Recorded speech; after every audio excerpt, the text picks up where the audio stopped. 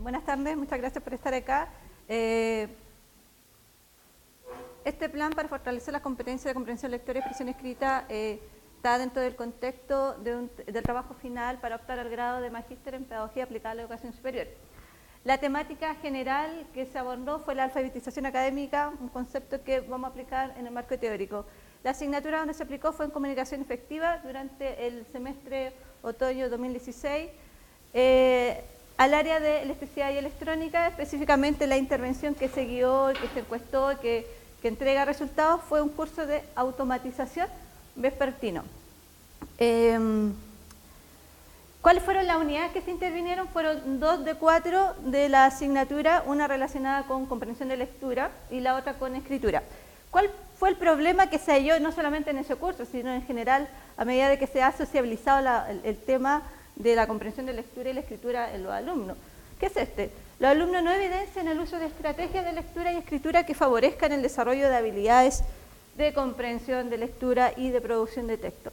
¿Cuál es la problemática? La problemática no es que el alumno no sepa leer y escribir, ¿cierto? Eso lo tenemos claro. El alumno sabe, ¿cierto? Desarrolla la lectura y la escritura. Ahora bien, ¿está preparado para desempeñarse en la educación superior? Lo que vamos a ver que no siempre está adecuadamente preparado. Para eso el marco teórico explica muy bien el tema. Dentro del marco teórico apareció en mi investigación, cuando empecé con el estudio del arte, un concepto que se iba repitiendo: alfabetización académica, lectura y escritura académica, comprensión de lectura, producción de texto. ¿Pero qué es la alfabetización académica? Acá una autora nos define que son acciones que han de realizar los profesores con apoyo institucional para que los universitarios aprendan a exponer, argumentar, resumir, buscar información, jerarquizarla, ponerla en relación, valorar razonamiento, debatir, etcétera, según los modos típicos de hacerlo en cada materia. Es harto, ¿no? Primero, centrémonos acciones que han de realizar los profesores. Profesores de comunicación efectiva, por supuesto, de hecho para eso nos pagan, no le cuenten a nadie, pero para eso nos pagan, para enseñarle esta estrategia a los alumnos. Pero, si nos vamos a la última parte de la definición dada por la autora, según los modos típicos de hacerlo en cada materia. Ya está la clave de la alfabetización académica. Todos los estudios señalan que el alumno donde más y mejor aprende a leer y escribir académicamente hablando es en la disciplina, no en comunicación efectiva.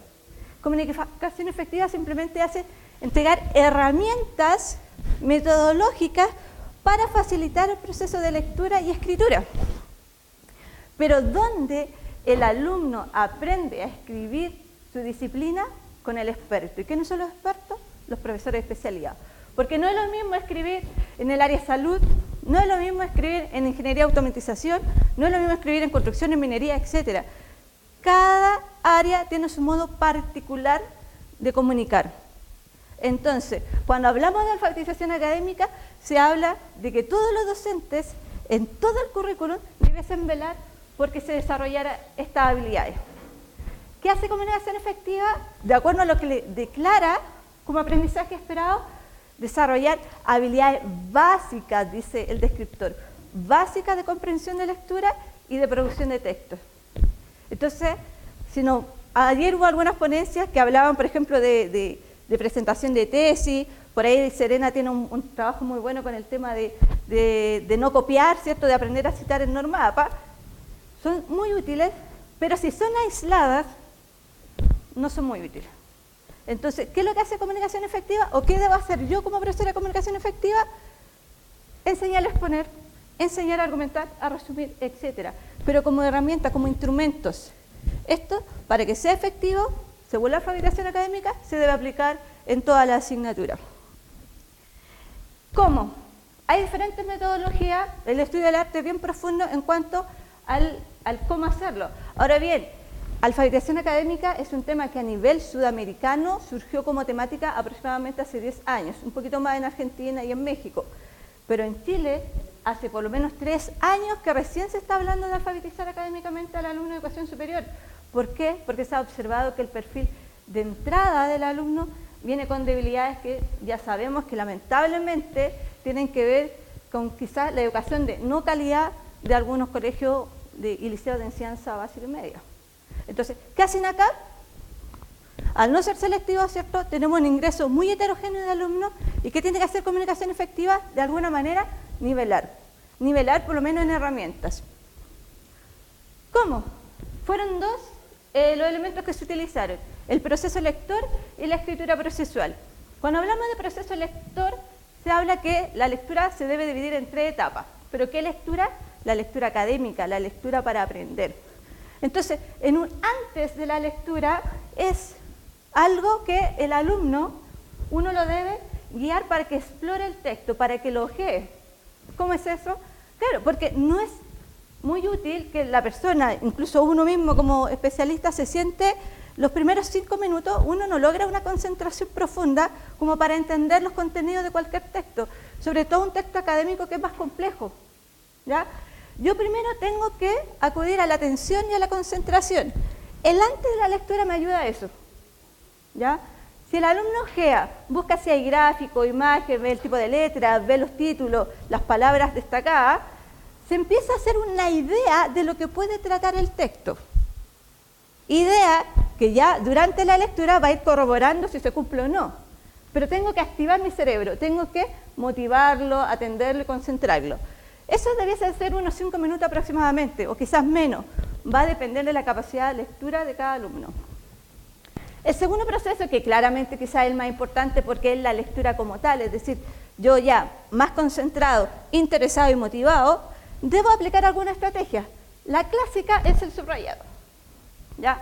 Voy subrayando qué cosa, ideas más importantes y palabras clave. ¿Ya? Pero también hay otras técnicas. Una se llama, por ejemplo, anotación al margen, que a la medida que yo voy leyendo por párrafo, yo voy acotando en el margen de qué trata ese párrafo. Puede ser, no sé, estoy pensando un texto que habla de la célula. Entonces, quizás en el primer párrafo se da la definición de célula. Entonces, ¿qué yo anoto al margen? Definición. Quizás en los párrafos siguientes se hablan de las características generales y específicas. Por lo tanto, ¿qué hago? Acoto, así a modo casi de una ayuda a memoria para mí de qué trata ese párrafo.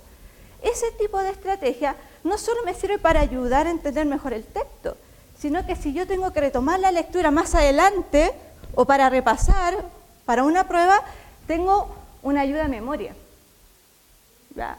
Entonces, el durante la lectura tiene que ser una lectura reflexiva, detenida y parcializada. Yo le digo a los chiquillos cuando estamos en las clases, esto es como una competencia, uno se sienta a estudiar y la idea no es aprender, la idea es terminar pronto de leer. ¿Cierto? O sea, no quiero tanto aprender, sino quiero terminar de leer pronto porque tengo que ir a jugar a la pelota, entrar al Face, jugar, hacer cualquier cosa. Entonces, el durante la lectura, si yo lo hago a conciencia y lo inculco en los alumnos, se transforma no solamente en un método de aprendizaje, sino también un método de estudio. ¿Ya? Cuando yo ya leí, apliqué subrayado, anotación, etc., me voy al después de la lectura. ¿Ya? El después de la lectura es, ¿qué hago con esa información que leí? ¿Qué hago? ¿Queda en mi memoria? Sabemos que nuestra memoria a largo plazo, si no la trabajamos adecuadamente, un aprendizaje que leí hoy puede que mañana no lo recuerde, ¿cierto? Entonces, en el después de la lectura yo lo que tengo que hacer es rescatar las ideas más importantes, los aprendizajes más significativos, los conceptos clave. También varias estrategias, nada nuevo, resumen, esquema, mapa conceptual, cuestionario, vocabulario, etc. ¿Qué herramienta voy a usar yo? La que sea más fácil para mí, porque quizá a algunos les es más fácil escribir y hacen tremendos resúmenes, pero para otros de repente está como súper negado el resumen. No, profe, me cuesta escribir. ¿Puedo hacer un esquema? Hago un esquema. ¿Puedo hacer un mapa conceptual? Hago un mapa conceptual. ¿Puedo hacer un vocabulario? Hago un vocabulario. ¿Ya? Lo importante es que este proceso lector uno lo puede hacer en alguna instancia de la clase. Por supuesto, no en todas las clases, pero sí se puede ir haciendo quizás con algunos contenidos más complejos, porque lo que dice el proceso lector es que el profesor debe guiarlo, ¿ya? En una primera instancia, sobre todo si queremos acercar a nuestro alumno a los contenidos quizás conceptuales de cada disciplina. Este es algo que para mí fue un descubrimiento, fue la escritura por proceso, ¿ya? Que ha desarrollado mucho Daniel Casani, que también lo mencionó la profesora anterior, que es un proceso de escritura. O sea, Él nos dice que no sacamos nada con darle instrucciones hoy a un alumno, decirle en un mes más tiene que hacer un informe de esto y de esto, de esto y me lo entrega. Y yo lo evalúo. Porque ahí lo que estoy evaluando es el producto. Y durante todo ese mes dejo en desamparo al alumno. Y el alumno va a depender de sus propias competencias, que quizá adquirió o no la enseñanza media, si hace bien o no ese informe. Pero recuerden que yo siempre digo, yo no les pido un informe para llenar una nota. Yo les pido un informe para que aprendan. Se supone que la temática que el profesor le dio es porque algo tiene que aprender de ahí. Entonces, ¿qué debe hacer el profesor o el docente? Guiar, no dejar en abandono al alumno. Quizás no vamos a ocupar todas las clases, pero sí quizás algunos momentos de las clases para guiar este proceso. Consiste en planificar, quizás a través de una lluvia de ideas, ¿cierto? De cómo organiza, cuáles son las ideas que tú manejas, cuáles son los conocimientos previos, ¿ya? Buscar, investigar, ¿cierto? Si es necesario. Componer borrador. Eso suena como a básica, ¿no? La composición de un borrador. Universidad también. En la medida que el alumno se atreve a escribir un borrador, va a empezar a liberar la idea, a soltar el lápiz, como uno dice. Y no le estamos pidiendo el producto final. Es un borrador. ¿Cuál es la idea? Que ese borrador lo pueda no solo ver el profesor, para que haga los feedback necesarios, sino que incluso el compañero. ¿Ya? También en otras exposiciones anteriores se habló mucho de la coevaluación. Y en este sentido, lo que es la escritura, los compañeros son excelentes para evaluadores, porque son súper honestos. No te entiendo nada. ¿Qué quisiste decir ahí? Y son directos. Y de repente uno como profesor trata de no herir sensibilidades quizá, o se lo dice de otra manera. No, el compañero inmediatamente dice, pero ¿qué quisiste decir acá? No se entiende. Entonces, es el mejor para evaluador en estos momentos. Por lo tanto, ¿qué hace el alumno? Junto con el profesor o con los paraevaluadores, revisar el trabajo. ¿Qué tiene que hacer obligadamente? A reescribirlo. Y ese reescribir es una novedad para uno, porque en el fondo yo estoy acostumbrada a hacer quizá el trabajo a última hora, lo imprimo y lo entrego. No, en este proceso yo tengo que ir trabajando con la reescritura. Considerando el feedback del profesor, quizá el del compañero cuando hubo tiempo, y lo que yo mismo vi como error. Entonces, lo interesante de esta escritura procesual que permite el error, permite que uno se equivoque antes de la entrega del producto. Entonces, el alumno no solamente aprende a escribir, sino que también aprende mucho más del contenido que está escribiendo, porque va a tener que investigar más, va a tener que indagar, va a tener que reflexionar en lo que está diciendo, ¿ya? Y finalmente, gracias a Word, como dice el estudio, la edición. Corrector, ortográfico. Ahora, por ejemplo, la norma APA, la verdad es que no está dentro de comunicación efectiva el que uno se vaya a los laboratorios y le diga, chiquillos, ya, vamos a aprender a insertar una tabla de contenido, vamos a aprender a insertar las referencias APA según el programa. Yo me hago el tiempo. Interesante sería que todos nos hiciéramos el tiempo quizá, ¿ya? La metodología. Primero se fue una investigación de acción, ya se ha hablado bastante de lo que es, ¿cierto? Son estas investigaciones aplicadas, donde primero es necesaria una observación de que hay una necesidad, un problema, que en este caso era que no se evidenciaba en el uso de estrategia, ¿ya? Se planifica, ¿cierto? Se generan las acciones, se observa y se genera una reflexión. La triangulación de datos se dio en general a través de una observación clase a clase, o sea, en in situ uno comprueba que no hay uso de estrategia, o sea, uno le dice al alumno, lea esta guía, responde a cuestionario y lee y responde a ciegas. Entonces, no, detengámonos, veamos la estrategia de subrayado, veamos lo que es un esquema, veamos lo que es un mapa conceptual, etc. Un cuestionario con 13 preguntas cerradas y abiertas que buscó evaluar si el alumno sintió que las actividades realizadas durante la intervención le fueron útiles o no, a través de un análisis cuantitativo y cualitativo. Y también se generó al final un focus group, donde, claro, habían unas preguntas un poco guía, pero en el fondo la idea es que los chicos hablaran, y ahí salieron temas bien interesantes. El diseño, no lo voy a leer todo, pero sí quiero que observen que fueron dos las unidades intervenidas. La primera se relaciona con estrategia para la comprensión del discurso, cuya evaluación es un debate. En cuanto a la intervención, no se cambió ninguna evaluación. Se respetaron los tiempos de cada unidad. Lo que se hizo fue, y es donde está la novedad, en comunicación efectiva sí se ve el subrayado, sí se ve el esquema, sí se ve el resumen, se ve en esa estrategia. ¿Ya? El alumno debiese verla en la asignatura. La novedad está en que todo se hizo en servicio para preparar el debate.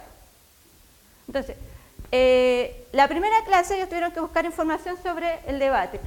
Se dividió el curso en cómo se hace, en grupos, generalmente optativos, ¿cierto?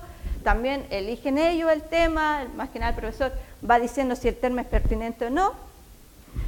Debieron buscar información que debieron subrayar. Tuvieron que seleccionar la idea más importante para elaborar un esquema o un mapa conceptual, lo que les fuera más cómodo, y después escribir un resumen, y ese resumen se les presentó al resto de los compañeros del grupo. Porque la idea de un debate, ¿cierto?, es el trabajo colaborativo. Pero ahora bien, no puede haber trabajo colaborativo si la gente no maneja información. Por lo tanto, primero se tiene que investigar. Entonces, y eso se hace en la clase, y es interesante porque ahí yo le digo, chiquillos, hoy día sí pueden usar el celular. Tibio, porque uno siempre, oye, guarda el celular. No, ahora puede ser un celular, ¿para qué? Para investigar. Entonces le damos sentido también a una estrategia tecnológica en el aula. Después de eso, después se preparó el debate, se dio una semana, porque la semana subsiguiente se evaluaba, se dio una semana para que los chicos se organizaran de manera interna fuera del aula. Se generó una lectura de algo nada que ver con el área. ¿Ya? Voces de Chernóbil es un texto que se recibió el premio Nobel la autora en el 2015 y está dividido en monólogos. Se seleccionó un monólogo y lo leímos en clase. La verdad que quizá más adelante podamos hacer una intervención sobre solo ese trabajo.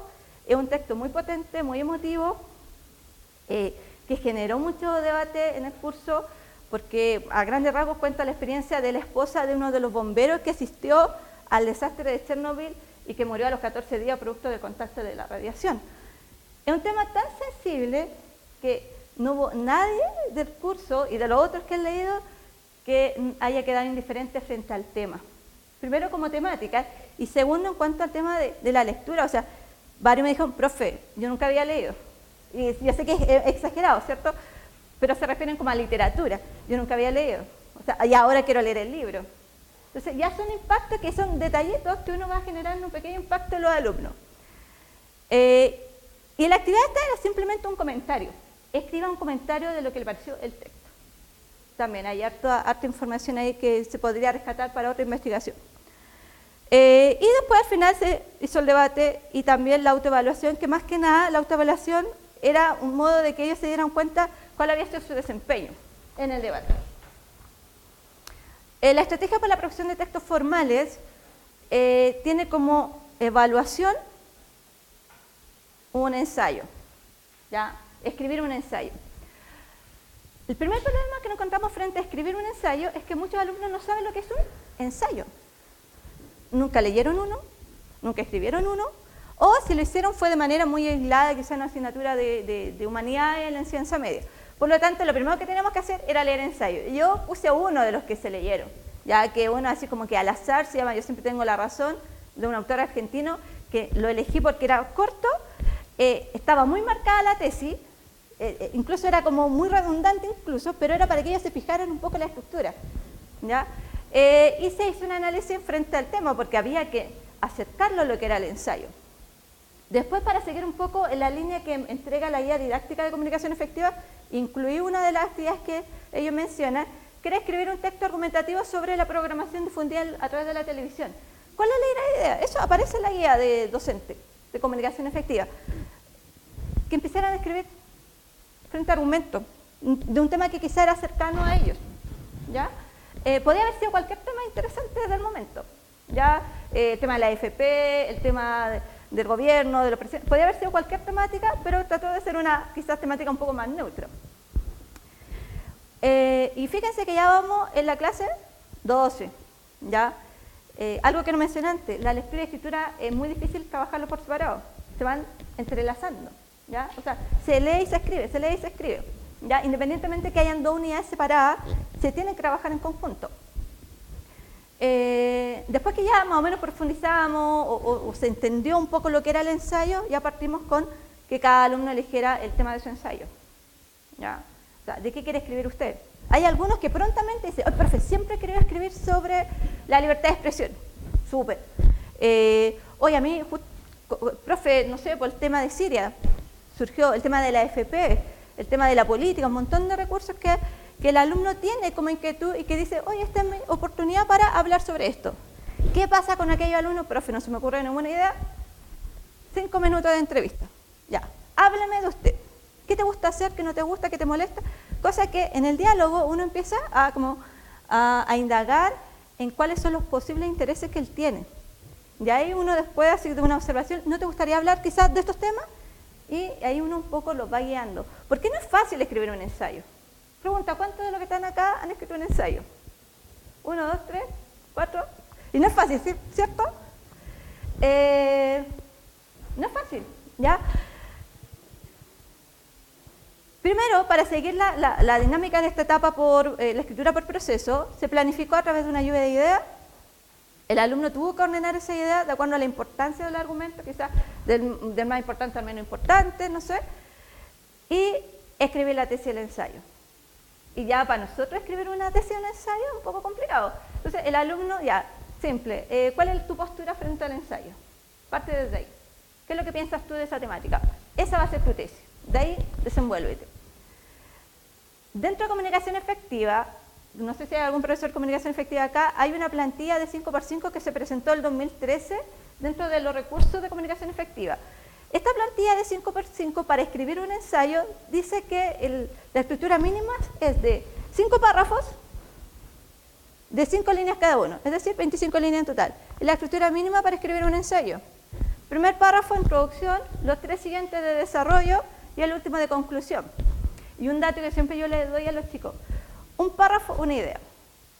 Si un texto tiene 10 párrafos, ¿cuántas ideas hay? Por lo menos, mínimo 8, porque introducción y conclusión, profe, ya. Entonces, en cada párrafo, una idea. Entonces, todo este trabajo se va retroalimentando constantemente, porque de repente la idea se van repitiendo, o la idea 1 con la idea 2 no se parecen en nada, no hay una buena conexión. Entonces, esto es donde se hace el feedback, en todo este momento, ¿ya? De la lluvia de ideas, de que sepa ordenar la idea, de la tesis, de cómo traspasar esa información.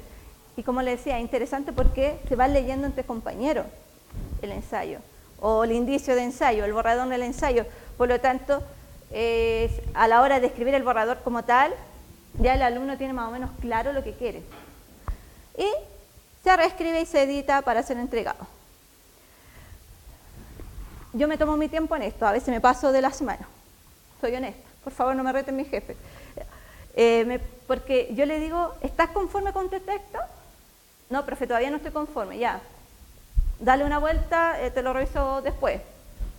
Porque, digamos, sinceramente, si uno entrega un producto tan importante como un ensayo, que es algo tan personal, que donde uno quiere explicar argumentos, lo más importante es que uno esté conforme. Entonces, a veces hay gente que es súper aventajada y lo hace muy rápido, pero hay otra gente que es un poco más lenta, se demora más, le da más vuelta a la idea. Lo importante acá, yo le digo, chicos, esto es algo para la posteridad. Entonces, quedemos conformes, no solamente con la nota, porque hay algunos que se sacan, lo hicimos ahora, con la retro final de este año, un 6. ¿Estás conforme con el 6? No, profe, yo quiero el 7, porque yo sé que puedo mejorar. Porque con este último feedback que usted me dio, sé que puedo mejorarlo aún más. Y lo hicieron de nuevo, o sea, y uno dice, ya, qué lata, si con el 6 es una buena nota, ¿para qué lo voy a hacer de nuevo? Entonces, se genera algo súper, súper interesante a nivel pedagógico con el tema del feedback constante. Entonces, después se hicieron las típicas actividades que los que son de profesores de comunicación efectiva saben, por mitad de carta de presentación. Todo este trabajo, los chicos además tuvieron que presentarlo en un portafolio, entonces, al final, esta intervención tuvo 3 notas. El debate, el ensayo y el portafolio que se pidió un par de semanas después, ¿ya? Se hizo el cuestionario y aquí hay algunas preguntas que lo voy a leer rápidamente. ¿Considera necesaria la asignatura de comunicación efectiva para su formación? Sí, o sea, el 100% dijo que sí. Ya, por lo menos tenemos ese dato positivo. ¿Piensa que en su formación básica y media desarrolló habilidades necesarias para la educación superior al respecto? Lo vamos a ver que no siempre se cree que es así. Y también se preguntó sobre los niveles de logro que ellos percibieron de sí mismos en lectura y escritura. ¿ya? Tanto para la lectura y escritura. Y bueno, también se hace la pregunta, la del millón, que uno a veces no quiere hacer. ¿Usted siente que hubo una interacción, que el profesor realmente retroalimentó, bla, bla, bla? La verdad que él, del 100% dijo que sí. ¿Y considera que adquirió conocimiento y habilidades? También. La mayor parte del alumnado consideró que sí. ¿Algunos resultados? Acá lo que les decía, ¿cierto? La utilidad, 100% considero que sí. Y fíjense que este dato es súper interesante, que quizás para seguir profundizándolo, a nivel quizá de sede, un 63% considera que los conocimientos previos adquiridos en la enseñanza media no fueron suficientes para empezar la educación superior. Yo encuentro que es alto, igual la muestra es pequeña, pero encuentro que con 63% considere que no estaba preparado, es un dato importante, que yo creo que quizás tenemos que hacernos cargo. Estrategia de lectura más utilizada, el subrayado, es un clásico, yo creo que todos subrayamos cuando leemos para aprender o estudiar. Mapa conceptual y esquema también fueron muy usados. El resumen quizás queda un poco más atrás porque el resumen necesariamente requiere una habilidad de escritura, de redacción, ¿no? El glosario, yo encuentro que el glosario está muy atrás. A veces yo escucho a los profesores de especialidad de que el alumno no se desenvuelve bien en el lenguaje técnico. Y quizás aquí también hay una respuesta. No ocupa mucho el vocabulario o glosario a la hora de leer. Quizás sería interesante que la especialidad fomentara un poco más el uso del vocabulario técnico. Yo les digo, chicos, ustedes debiesen tener un cuaderno con un vocabulario técnico. Pero, ¿qué tenemos que hacer quizás en las disciplinas? Que cuando lean, también enfocarlo ahí, no solamente a que capten ideas importantes, sino que capten el vocabulario técnico. ¿Adquirió habilidades? El 87% considera que sí adquirió habilidades. 2 alumnos consideraron que a veces adquirió habilidad de lectura y escritura. Los niveles de logro, la mayor cantidad del grupo, tanto en lectura como en escritura, considera que su nivel de logro alcanzado fue medio, un 69%. Un 19% considera que fue alto su nivel de logro y un 12% bajo. Yo tomé estos datos en realidad un poco del análisis previo que habían hecho. Se consideraban que venían con pocas capacidades. Y comunicación efectiva, más que nada, hace una nivelación. Los niveles de dominio en cuanto a comunicación y oral y escrita son 3. Se supone que comunicación tiene el nivel 1. Se supone que avanzando en el currículum se debiese alcanzar el dominio 3. Por lo tanto, quizá es bastante lógico el resultado. El alumno entiende que por mucho que él haya trabajado mucho la estrategia, que por mucho que la profesora haya retroalimentado, no va a ser alto. Sabe que todavía le falta. Por lo tanto, bueno, ahí en las conclusiones hay un par de conclusiones importantes. Conclusiones.